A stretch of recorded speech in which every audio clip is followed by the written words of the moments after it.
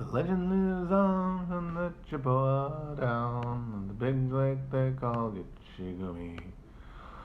The lake it is said never gives up a death, but the skies of November turn gloomy. As the Edmund fetched with a load of iron ore, 26,000 tons more than the Edmund Fitzgerald weighed empty. That good ship and true was a bone to be chewed when the gaze of November came early. The wreck of Edmund Fitzgerald, that's indigenous Midwest culture right there. Edmund Fitzgerald, down in Lake Michigan.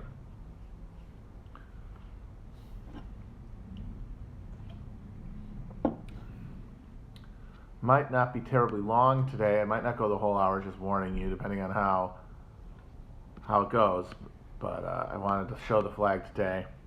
Since we only have a few days left of the Trump presidency, I feel like I got to put out as much content as possible, since, you know, we're going to be entering the Biden zone soon, which, man, it's going to be weird.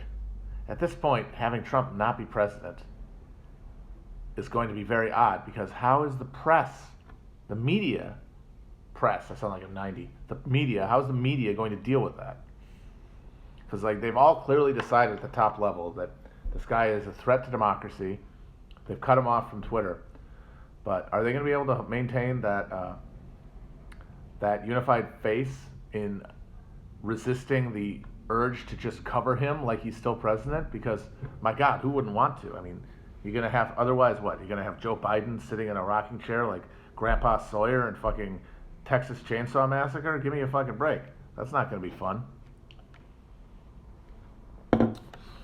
The inaugural, I can't wait for that speech. That's going to be a good sign of how much fun we're going to have, is how good that speech is. How much gibberish. The problem is that he's been pretty good on prompter lately. He was good at the convention. I'm assuming at this point that they do have a special suppository or something that they give him, that adrenochrome and fucking Molly, that just keeps his brain sizzling and popping. And then, of course, as soon as he finishes talking, he just powers down completely, and they have to put him in a sensory deprivation chamber for 12 hours to minimize overstimulation. Otherwise, his brain will just completely implode. It'll be fun, though. You know, we'll make it fun. We'll make it fun. Damn it, we'll make this guy fun too. I mean, he is by far the most mentally out of there president since the second term Reagan. Got to be some humor there. Got to be some hijinks. That new Radical song, that's not a good one to me. That's not a good 90s song to me. I'm sorry. Sex and Candy, these are the 90s one-hit wonders where I wonder how the hell they ever became hits in the first place. Because there's plenty of one-hit wonders that are intuitive to me. Oh, I get why the Macarena was a big hit. There's a periodic craving for a dance number, a big dance song that people can do together. But why the hell? I'm Too Sexy. I get why that was fun and popular. I mean, it's fun, if nothing else. But what the hell is going on with some of these songs? Not a fan. Steal My Sunshine is not a bad song. It's a fine 90s song. Certainly in the bucket of 90s one-hit wonders where I totally get why they were hits.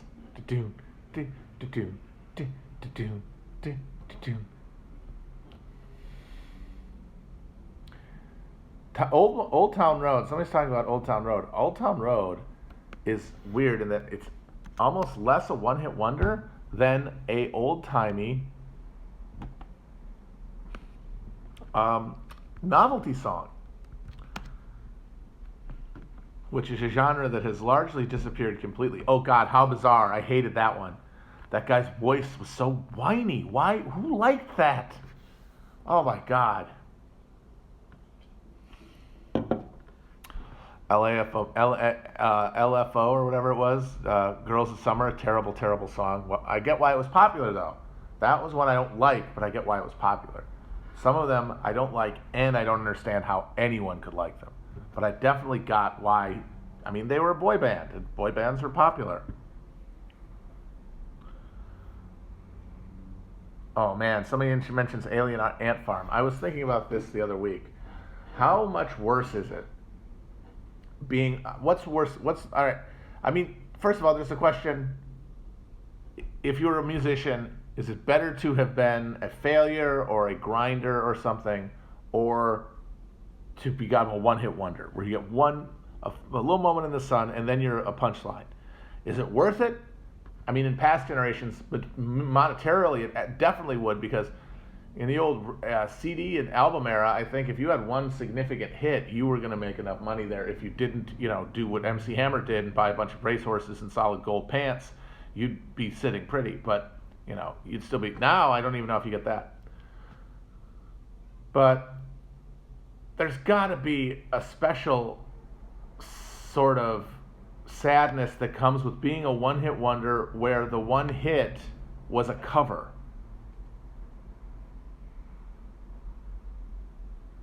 Like Alien Ant Farm, their big hit was a cover of Smooth Criminal. Also in the 90s, Urge Overkill from the Pulp Fiction soundtrack had a big hit that was a cover of Neil Diamond's Girl, You'll Be a Woman Soon. And not only does that sting from a monetary perspective, because you've got to split royalties, but you don't even get to be known for a song you wrote. You wrote a bunch of songs you're probably proud of, and nobody has ever heard them. At least the one-hit wonder can say, hey, people heard a song I wrote, and they sang along to it, and they liked it. You just put some fucking rock guitar instrumentation behind a Michael Jackson song. That's gotta suck.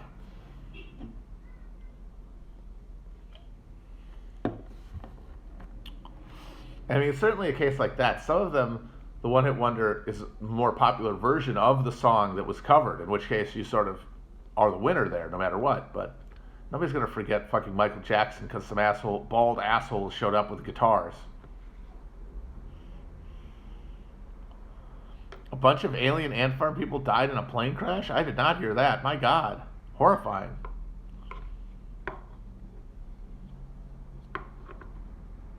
No one's going to make me understand who Ariel Pink is. You can't do it. I refuse. You can't make me find out.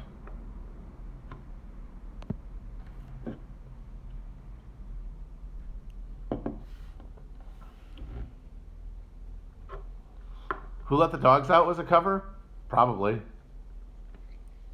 But there's no way that anybody did it as well as Baha Man. I refuse to believe it. They took every potential from that song and wrung it out. Who let the dogs out? Who?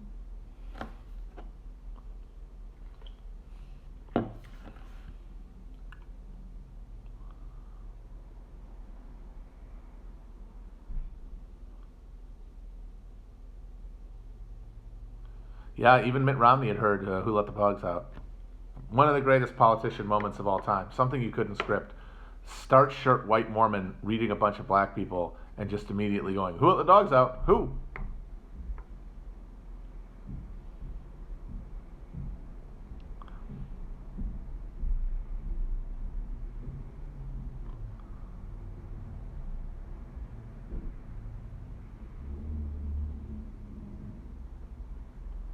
Yeah, I got nothing today. Kind of waiting to see what happens on Inauguration Day, honestly. Pretty excited about it. I'm predicting one thing: massive, overwhelming National Guard presence. And what else is happening at the same time? Everybody who idiotically filmed themselves in the Capitol is getting arrested by the FBI. Some of them are TikTok filming themselves, turning themselves into the FBI, which, wow. And those two things make it seem like they are, in fact, bringing down the hammer to let people know, all right, we're all having fun with this, and you guys are useful to a degree, but you are not, you're not calling the rodeo. You're not calling the tune. The piper calls the tune, and you don't got the fucking scratch. You are a bunch of atomized streamers and real estate agents and small engine repair company owners and parts distributors, and you are not a coherent political force that can upend our very, very useful democratic structures. I'm not saying that they're august or virtuous. I'm not saying that there's anything sacred about them. They are useful to power. So they're not going to be turned over to these yahoos because they believe everything they see on the internet, including that Donald Trump is anything other than a complete fucking fraud. I mean, the reason they all did that is because they thought they were being told by the president to do it, and that he was going to then use their actions as a part of a plan to take power. And he didn't have one. He just went home and watched TV. He told them he was going to march with them. And then all these idiots filmed themselves because why wouldn't they? That this is the overthrow of the old regime. This is like, why wouldn't you have filmed yourself breaking into the American embassy in Tehran or Stasi headquarters after the fall of the Berlin Wall? It turns out, everything you think you believe is bullshit. And more importantly than that, there are consequences for you believing this bullshit. And I think that a lot of these people are going to go back to posting. Some of them are going to become apolitical and get into really weird shit, which I'm very much looking forward to, like deciding, politics. They're going to follow the rabbit hole into like some sort of esoteric religious shit. And if that happens, I'm down. I want to hear about what that is. And then some of them are going to probably get violent, but they're not going to be any match for the state. Although now you got the Democrats terrified that somebody in the National Guard is going to kill Biden, because they know that this is there's a huge percentage of people in this country, including disproportionately white males in positions like the military, who, even if they aren't Q believers, are broadly sympathetic to the idea that Trump is better than Biden, and that probably even that they stole the election from him. What are they going to do about it? What are they prepared to do about it? And we'll see, won't we?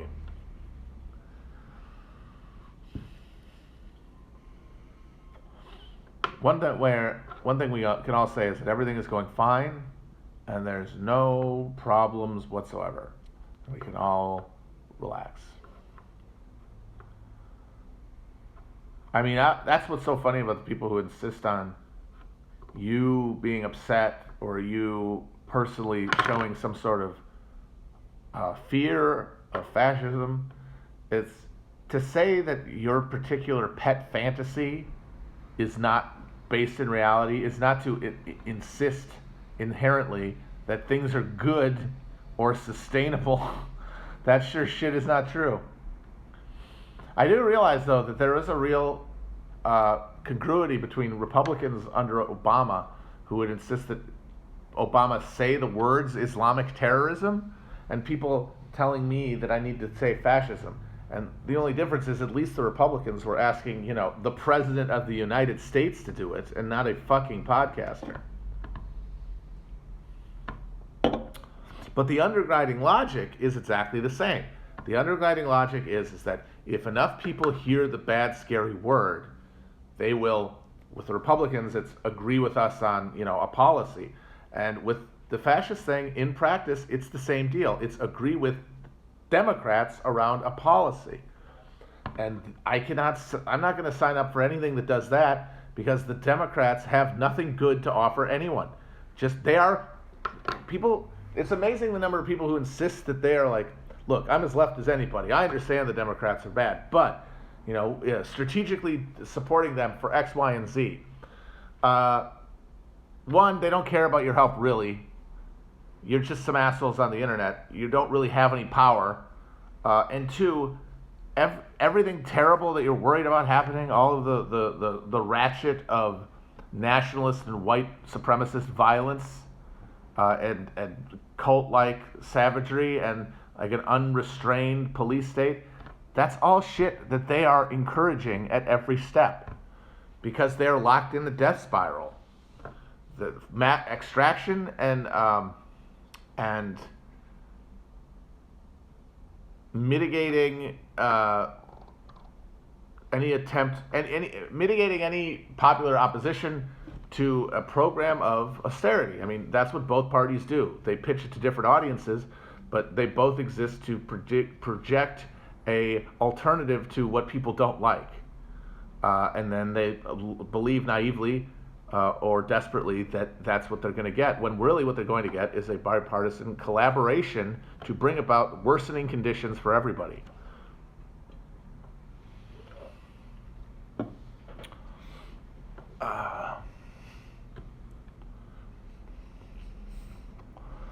I mean, it's going to be worse, and they're both going to make it happen. And the anti-fascist agenda that you're supposed to be signing up for, in practice, is just defending the Democratic Party as they create what? A domestic terror organization, a new intelligence agency staffed with like the kids from Captain Planet who aren't going to be. See, no, this isn't like an evil, unaccountable, repressive state institution like in the past. This one has a staff of diverse millennials. It's like the Burger King Kids Club. Here's a kid in a wheelchair. Here's a black kid. Here's a Latina. These guys possibly couldn't abuse their power and try to suppress resistance to neoliberal hell. No.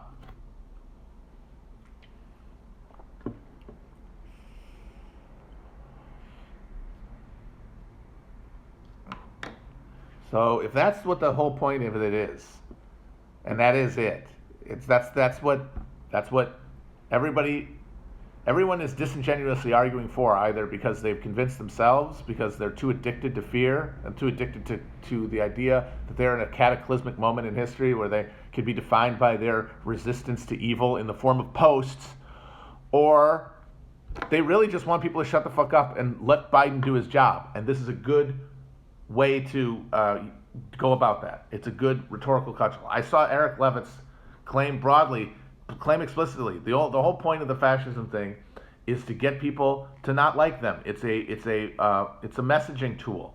But who are you messaging?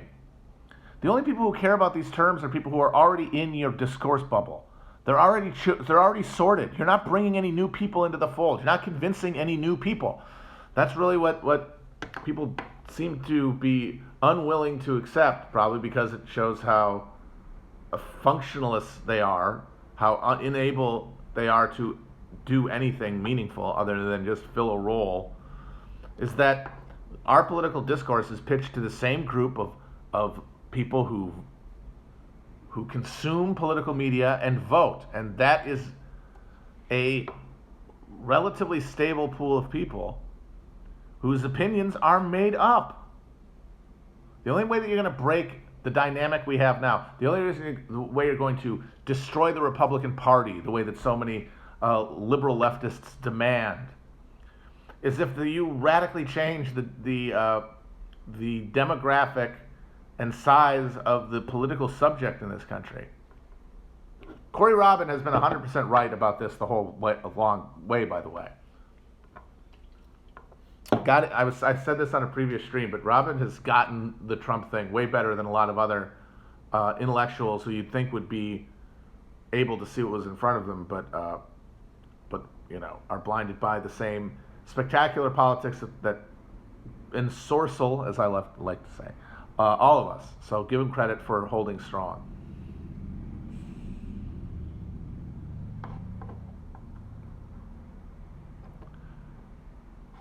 One element of fascism that is totally absent in the current variety, and I don't think anyone even argues otherwise, is the territorial expansionism.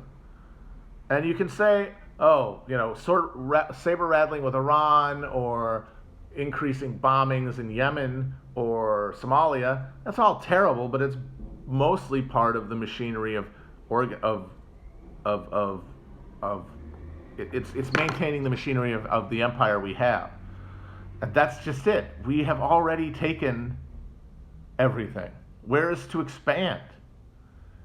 And that's because fascism was the late piglets to the trough of colonialism.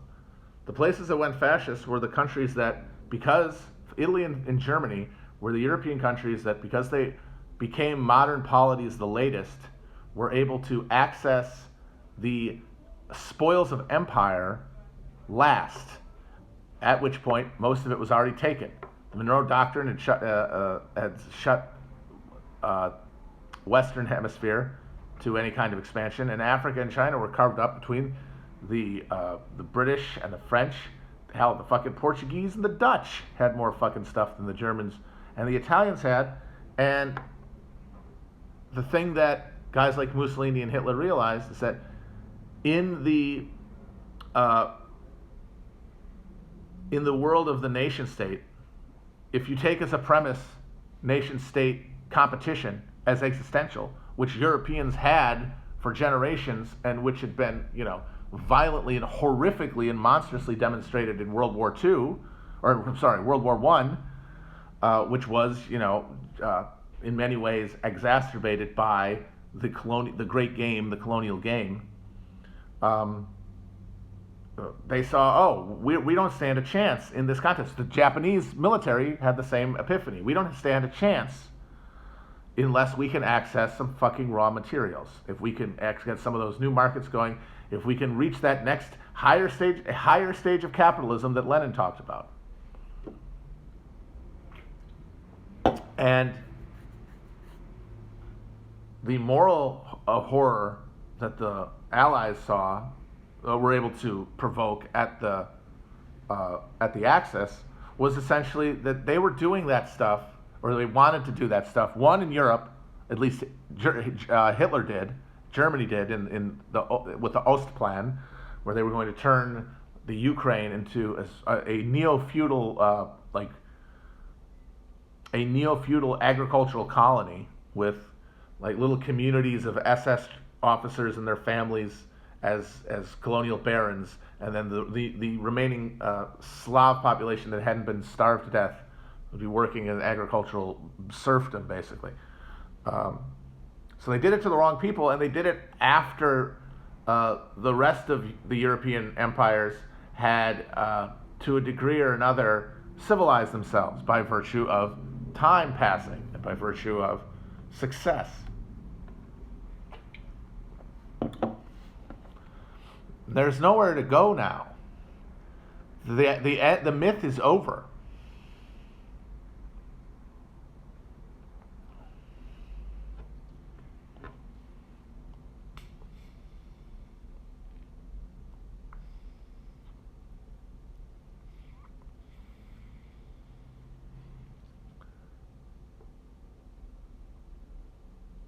We're not creating there's no movement in America, least of all Trumpism, that is trying to create a polity.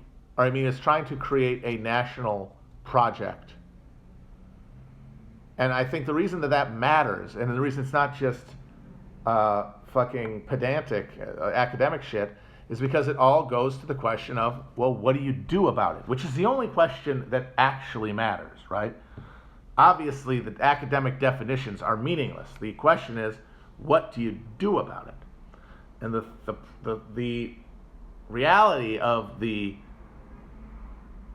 emotional reality of the fascism question is that what it means is, what you do about it: one, support the Democrats in everything they do, because they are our only alternative, and because they are a meaningfully anti-fascist force, even though, as I've said, we're actually operating a system where both parties move the ball forward in tandem, inching towards shit uninterruptedly, and that they are like symbiotically connected, and that the Democrats are as responsible as Republicans are for the drift of things.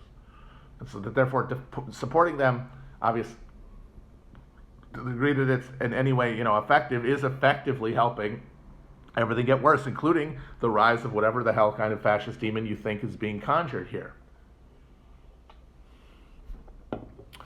And then otherwise, if it's not that, what is it? Punch Nazis? Spectacles of violence? That just seems like more personal expression replacing political organizing, or posting. A lot of it seems to be posting to try to get everybody to your level of anxiety, and then thinking that will make people move forward. And that might work if we had a situation where there was emerging in the land a coherent nationalist movement to fill a political space. But there's no space. There's just a bunch of fucking people milling around and people carrying out individualized fantasies of violent redemption, which is what we've been doing now for generations. And if that's the case, then the implications are that the goal, or the goal needs to be, the project needs to be building a left, building a coherent expression of a class politics in order to challenge the Democrats and Republicans, and by virtue of doing that, challenge this drift towards like white violent fantasy, which is a real thing and is truly being ratcheted up. And so, if that's the case, and I think it's true regardless of where you fall on any of the semantic questions, the need to fill the public space with real class politics is still the necessary goal, regardless of anything. If you take that fact and add to it the fact that the lesson that many people seem to want to take from a explanatory model that involves words like fascism and stuff is to just do more clinging to the coattails of the Democratic Party and hoping that they protect you from the mean, bad people. But they're all the same monsters. And while the Democrats might not be as malicious, they might not be as sadistic, they might not be as racist, they are as committed to the machines that produce, if not the feelings, those feelings, the willingness of people to act on them, politically and personally.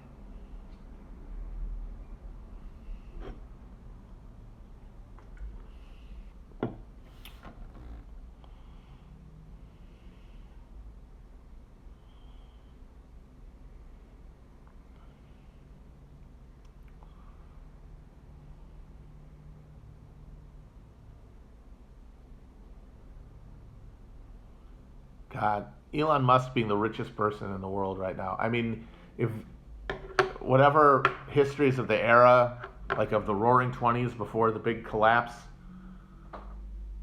and I don't mean necessarily a collapse of like civil government, but a economic correction, which I think is inevitable. Just you know who the hell knows when it's coming. The fact that the richest guy on earth was someone who didn't really make anything, who did not have any basis for his wealth that made sense in any intuitive way. Bill Gates made computers. People bought the computers. Jeff Bezos delivers things to you in computers and other computers, also other products. What does Elon Musk do? He makes like 10,000 shitty electric cars that cost a ton of money and kill you a year. And lies about building tunnels that are and says they're going to replace like mass transit, and they're literally they're theme park rides, and he doesn't even build them. I mean, he games tax breaks and incentives in the green sector and in space and stuff just to get his name out there and associate it with a vision of technological deliverance from this moment that we live in, and then exploits that to absurdly world historically overvalued stock. Nothing has ever been as overvalued as Tesla. I'm not much of an expert on this shit, but it's not. I don't think a lot of people would argue with that. I mean, the underlying financials of that company are non-existent, And what it is the reason this has happened, one, because we are in this gigantic bubble where the money is just sloshing around. There's nowhere to get profit, so everything is just pure speculation. And also the fact that he has become the cultural avatar for capitalism saving itself. Because everybody can sense that this shit is all in a bad trajectory. Unless you have your own fantasies of Q where we're all going to get eaten by reptiles and you're still, everybody is feeling apocalyptic, whether you believe in global warming or not. But if you do believe that global warming is real, you do believe that we are going towards a condition of significant ecological crisis and instability. But because you are an American more than anything, and your ideologically your ideological understanding of the world is structured, or especially if you're somebody who invests in the stock market and you have a literally vested interest in capitalism maintaining itself, the conclusion you might draw from the crisis we're in of, this system doesn't work, is not appealing, because you don't want to do away with the system. It does well for you, and you also have faith in it, ideological faith in it. Elon Musk is the figure who has embodied the notion that capitalism can fix itself through innovation and through brilliance and dedication, all those stuff that has brought us all of the greatest technological innovations in history. That will also solve the present crisis, however form it takes, whether it's energy or environment. It can all be ameliorated by brilliant men of vision mostly, applying their brilliance to the thorny technological questions. Because if you cannot accept that there is a fundamental problem with the system that is producing these outcomes, then the only solutions you can accept are that something is broken within it, and that can be technologically fixed. That there is some sort of application of engineering somewhere along the line that can bring us back onto the beam. And Elon Musk's pitch to the world is that he can do it. He's going to get us all electric cars and batteries and underground tunnels that will soothe all of our social ills and buy us more time. And people are willing to spend a lot of money to believe that. And especially since at this point, it's only an upside because the motherfucking stock keeps going up.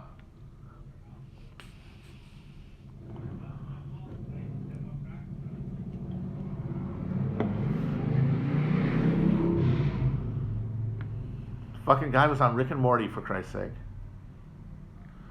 And so the fact that you have this overlapping series of deepening ecological and economic catastrophes and crises that are compounding one another across a global economic system, and the richest person to emerge from this system that exists to create giant fucking fortunes is this paper billionaire whose entire wealth is predicated on ludicrously overvalued stock that is entirely pumped up by PR stunts, backroom deals with government, and a worldwide self-delusion and need to believe in capitalism.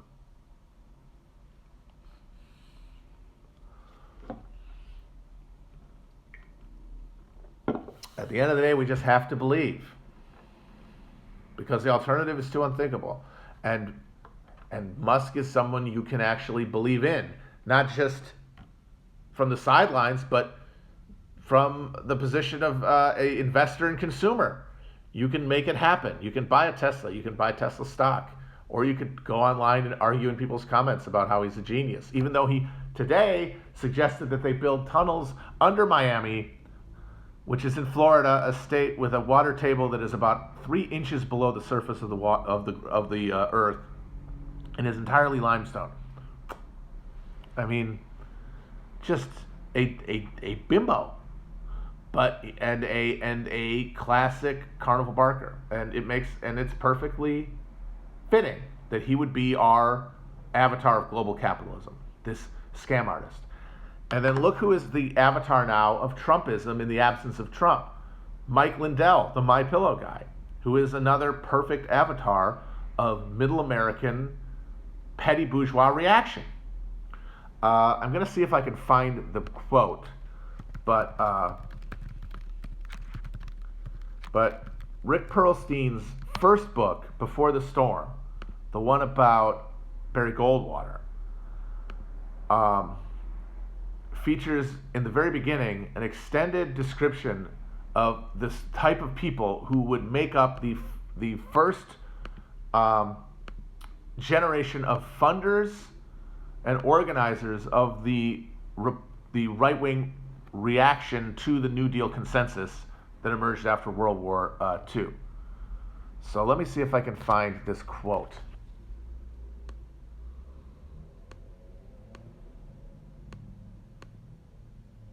All right, here it is. This is from the very first chapter, Before the Storm, the Manionites.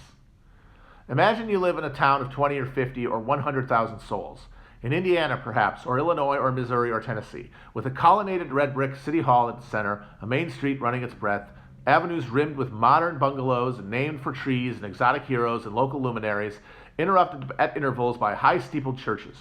On the outskirts of town are factories.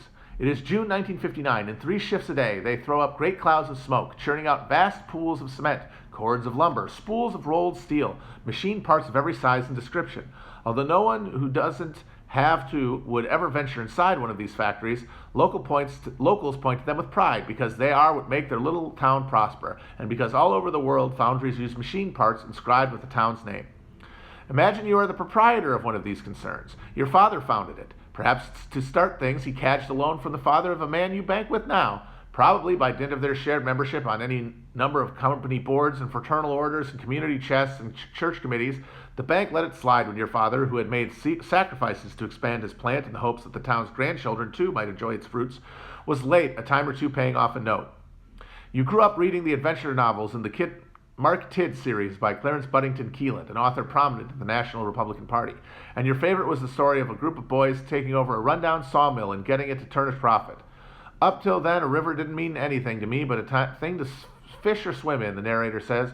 But before I was many months older, I discovered that rivers weren't invented just for kids to monkey with, nor yet to make a home for fish.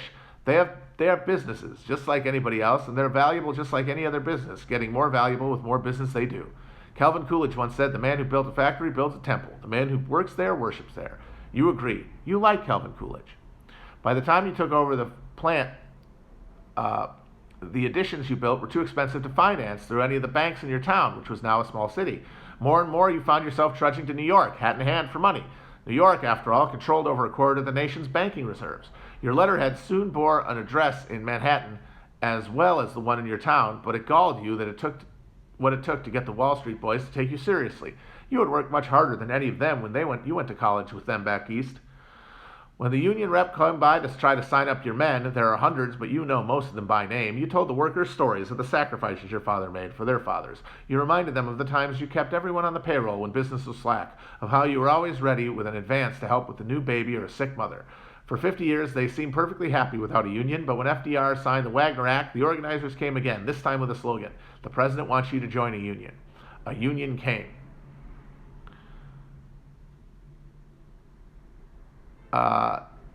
This goes on for a while, but I highly recommend anybody reading it. And in it, he describes the small burghers, the small bourgeois in the nation's interior that were the original fonts of anti-New Deal reaction at the cultural level, and how over time they became more influential as more people came to agree with them. But they were at first very, very limited in number because there weren't that many people who were feeling that the deal was bad, because that was the time of the Great Prosperity.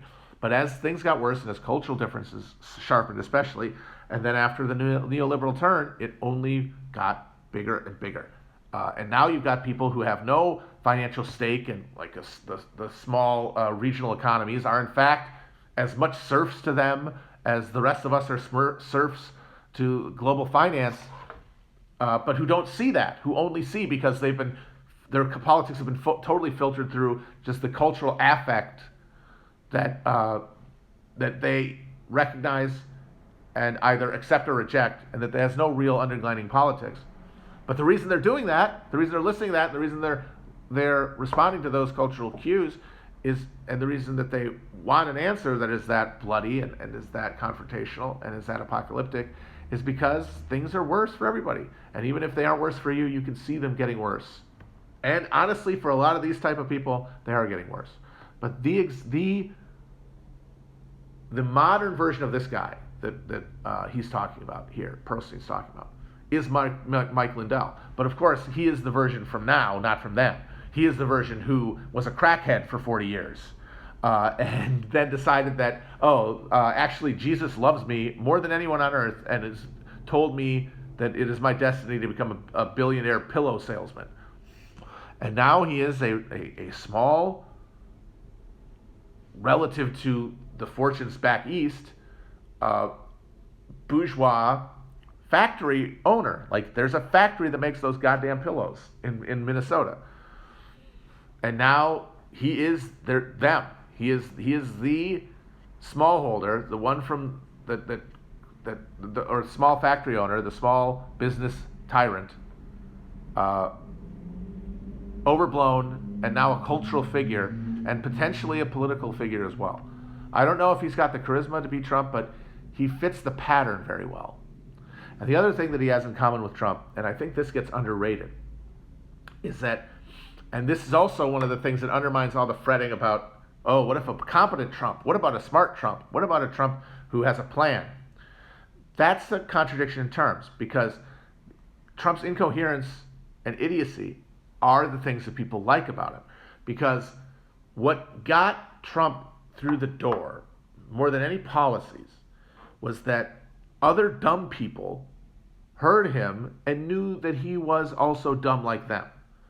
The reason that you're not going to see, the reason that he was able to bowl over all those regular Republicans, and why no regular Republican will be able to get his base, no matter what they say, is that regular Republicans are, for the most part, smarter than the people they're talking to, or imagine they're talking to.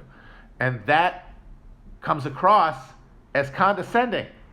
There is a degree of falseness and condescension to political communication that your rustic dumbass recognizes. And Sarah Palin broke through because she was a genuine rustic idiot. And Trump picked up her baton because he is also a genuine rustic idiot. But the thing but because they were both genuine rustic idiots, and because their rustic idiocy is what endeared them and made them popular, it also guarantees that they could not create a political movement of any coherence to pass on and to exploit, because they're too dumb to do that. They're too dumb to care about that stuff. Sarah Palin is more ideologically committed to like conservatism as a concept than Trump is, but just barely. She is a Instagram dipshit, and she only ever cared about herself. And so as soon as she got the national spotlight, she blew it on reality shows and tummy tea endorsements and is now a fucking laughingstock. Trump was able to take that movement, get to the center of it, and take it to the presidency.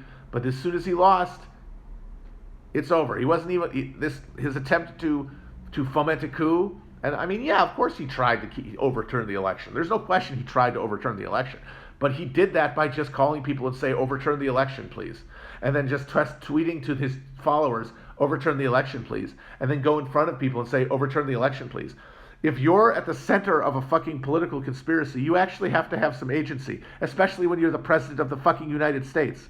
And he had none because he is a rustic dumbass who is just interested in himself, has no object permanence, let alone a vision of an enduring political legacy. He doesn't care about passing on anything to anyone else because anyone else isn't him.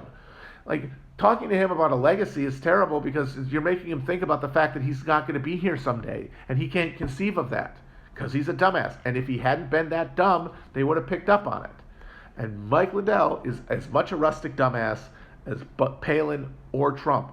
which means his dumbassness will come off as authentic, and it will mean that he will be as incapable of building an actual movement as any of them have been. They will all get led around by the nose by fucking actual political operators who are keyed into interests above and beyond the narrow fucking ego of these rustic dumbasses.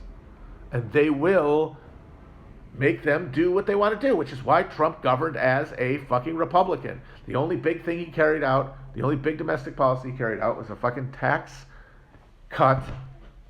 He had a chance in that election, even with COVID and his horrible botching of COVID, he had a chance to win that election if he had fought harder for checks. That was totally in his control to do. Even if McConnell was going to hold him up, even if Pelosi was going to hold him up, he could have fought for them harder. He could have fought to put his name on him more. Instead, what did he talk about in the run-up to the election?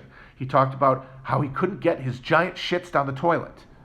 He talked about how Cher was mean to him because he was too stupid even to know what he was actually, like the buttons he was pressing, or what access to powers and access to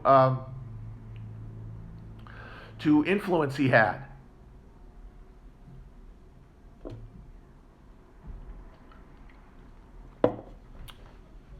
How much did Trump talk about the checks and how he wanted more checks? He tweeted it a couple of times.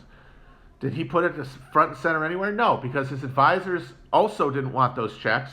They also probably wanted him to lose. Honestly, they were sick of him and he'd served his purpose.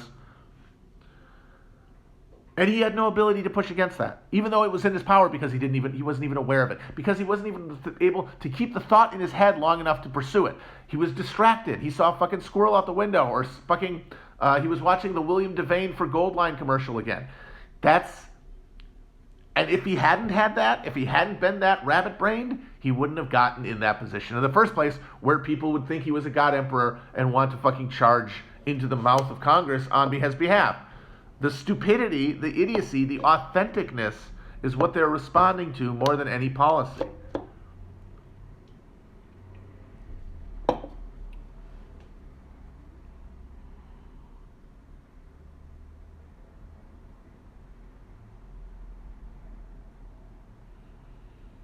See, people say Napoleon III, but Napoleon III spent his whole life fixated on becoming Emperor of France.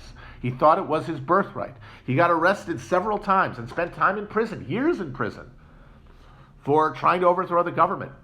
In his prison, he wrote himself, not just have a fucking ghostwriter wrote books where he imagined what like the political economy of a restored Bonapartist empire would be. He was actually pursuing all along a goal. And then when he got himself elected president, thanks to the potato sacks in the countryside and the sausage-addicted soldiers and the lumpen proletariat, he was able to exacerbate the conflicts within the ruling class in order to overcome them and defeat them in turn and supersede them, because he was actually trying to do that. Trump has never tried to do anything.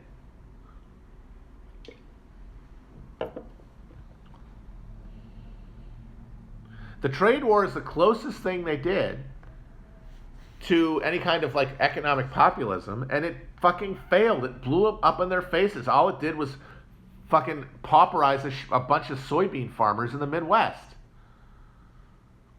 And because it's like, we're getting killed in trade. He's not doing it as some sort of attempt to create a new industrial policy and like create bring back the jobs, whatever the hell that means. He's thinking in pure terms of like state competition, even though these are interdependent economies. And it ended up just being a button-mashing disaster that helped nobody. It did bring back the McRib, though, I think. I'm not sure if that's true, but I think I read that one of the reasons they brought back the McRib is that China's retaliatory tariffs on pork bellies led to a glut, which meant that McDonald's could swoop in and grab them.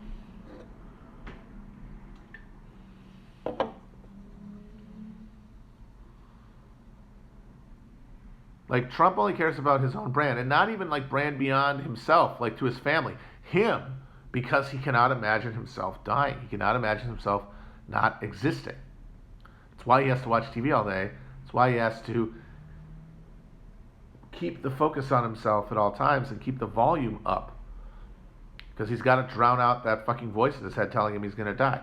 One of my favorite Trump moments ever, just as a pure tableau of just monstrous crudeness, was during the campaign, I think. He was on an airplane, the campaign plane, being interviewed. And there was a big TV on, and it was blaring the Empire Carpet jingle. This guy's supposed to be a billionaire running for president, and he's just glued to the TV, like your grandfather, which is why they love him, because he's the same. There is a identification beyond politics, beyond even words, and it's a recognition. It's a mutual recognition.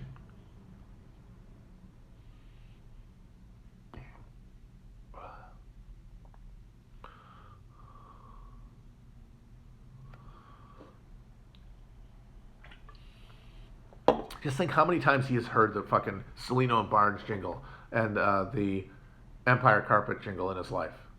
How many times has he heard the catheter ads that they play on Fox News?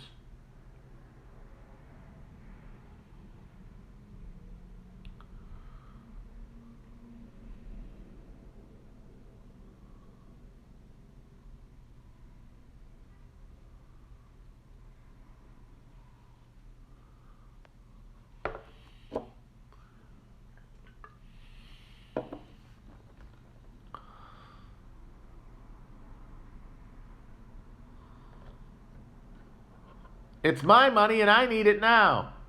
You had a structured settlement and you need cash now. The people who have those songs in their head all the time are unemployed loser types and fail sons, such as myself, and old retired people, and the literal president of the literal United States.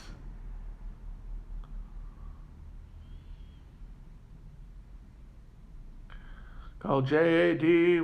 I was always wondered about the J.D. Wentworth thing. How many calls do they get a day from people going, hey, I want one of those structured settlements? How many times does the person at that hotline number have to say, no, we can only restructure an existing settlement. We can't get you one. I would probably, to have fun, kind of be like, well, if you want a structured settlement, here's what you do. You go down to the grocery store, you find a nice, recently mopped piece of floor, and you just eat shit. Hopefully on camera, in front of witnesses if possible. Make sure to just go totally ham on it, though. You can't pussyfoot. You got to really, really, really commit to hitting your head on the fucking floor.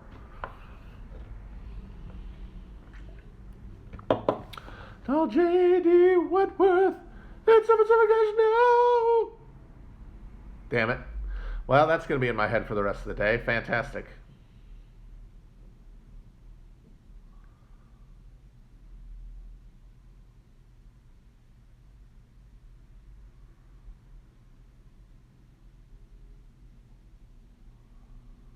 Oh, God, vaginal mesh. Ooh.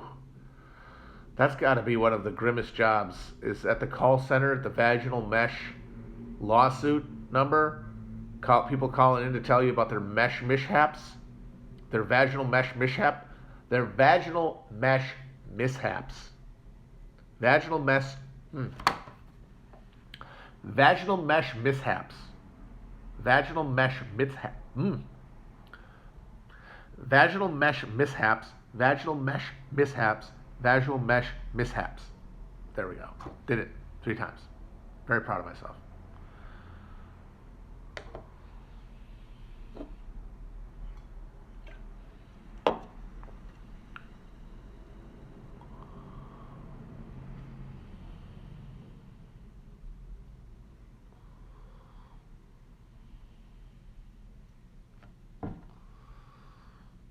Yes, please clip that.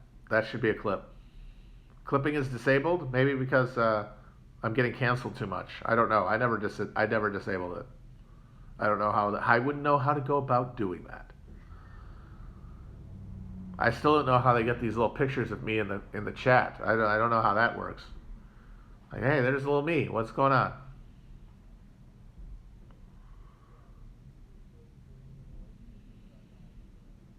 Hey, there I am. Yay, I was hoping someone would post that. My little face. There he is. Hi. Adorable. You are unbelievable in me just now. J.D. Wentworth, 877 Cush, no! Wonderful. It's wonderful what you have in your brain instead of memories and feelings and connections to other people. You just have these broken toys of jingle shards and slogans and contextless phrases. Pontypool really was this prophetic film. So much of our berserk moment, I think, obviously at every level it's being forced and exacerbated by the continual, pressure of worsening conditions, of greater precarity. Remember, it's about precarity. It's not about absolute conditions. Sense of felt precarity and lack of control. On top of that, just everybody's head being filled every day with more. Like, we used to have 3 memes a year. There used to be 3 memes a year. And 2 of them came from Super Bowl commercials. Now you get 3 memes a day. How are you supposed to have a brain? How are you supposed to be able to think with that noise in your head at all times? Yes, I am Grandpa Simpson. But some of the older chokes will remember that in the pre-internet era, not even pre-internet, social media era, there were very few things in a year that would become a cultural reference point. And a lot of them were commercials, specifically Super Bowl commercials. You'd sit and you watch the Super Bowl, and one of the big things you would do is you would pay attention for the big ad. What's up? Budweiser frogs. And then that would last you for 6 months.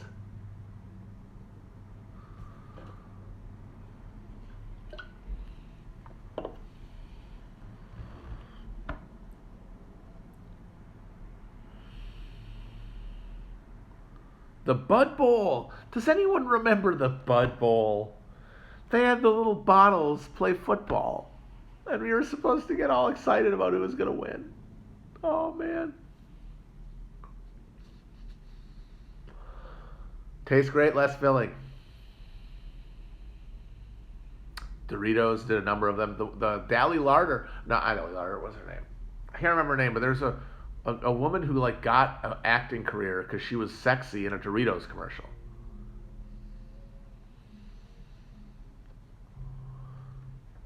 It was not Allie Larder. I think her name was Allie something.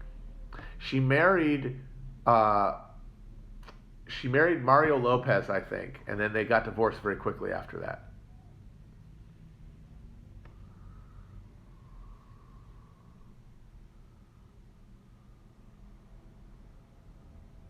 Allie Landry, they're saying. Let me check.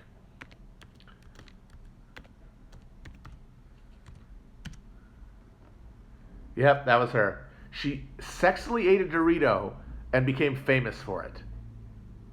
Different time.